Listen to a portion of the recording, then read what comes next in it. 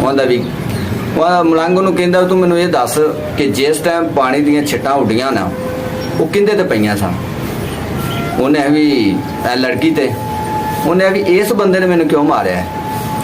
ਉਹਨੇ ਇਹ ਵੀ ਉਹਦੀ ਮਸ਼ੂਕ ਸੀ ਜਾਂ ਉਹਦੀ ਬੀਵੀ ਸੀ, ਉਹ ਨਹੀਂ ਬਰਦਾਸ਼ਤ ਕਰ ਸਕਿਆ ਤਾਂ ਉਹਨੇ ਮਾਰਿਆ।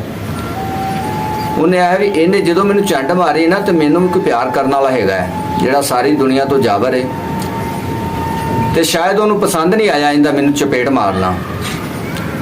ਉਹਨੇ ਜਿਸ ਤਰ੍ਹਾਂ ਫੈਸਲਾ ਕੀਤਾ ਹੈ ਉਹਦੀਆਂ ਉਹ ਹੀ ਜਾਣਦਾ ਹੈ, ਲਿਆਦਾ ਮੈਨੂੰ ਕੋਈ ਪਿਆਰ ਕਰਨ ਵਾਲਾ ਹੈਗਾ ਸੀ, ਉਹਨੇ ਨਹੀਂ ਬਰਦਾਸ਼ਤ ਕੀਤਾ।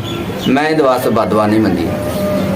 ਤੇ ਇਹ ਸੀ ਅੱਜ ਦੀ ਛੋਟੀ ਜਿਹੀ ਕਹਾਣੀ ਟੌਪਿਕ ਕਿ ਰੱਬ ਜਿਹਦੇ ਨਾਲ ਪਿਆਰ ਕਰਦਾ ਨਾ ਉਹਨੂੰ ਕਦੀ ਝੁਕਣ ਨਹੀਂ ਦਿੰਦਾ, ਉਹਨੂੰ ਕਦੀ ਝੂਠਿਆਂ ਨਹੀਂ ਪੈਣ ਦਿੰਦਾ, ਉਹਦੀ ਕਦੀ ਕੰਡ ਨਹੀਂ ਲੱਗਣ ਦਿੰਦਾ, ਬਸ਼ਰਤ ਕਿ ਤੁਸੀਂ ਦਿਲੋਂ ਜਿਹੜਾ ਨਾ ਆਪਣੇ ਰੱਬ ਨਾਲ ਆਪਣੇ ਖੁਦਾ ਨਾਲ ਜਿਹੜਾ ਨਾ ਨੇਕ ਨੀਅਤ ਨਾਲ ਚੱਲਦੇ ਪਏ ਜੇ ਨਾ ਤੁਹਾਡੀ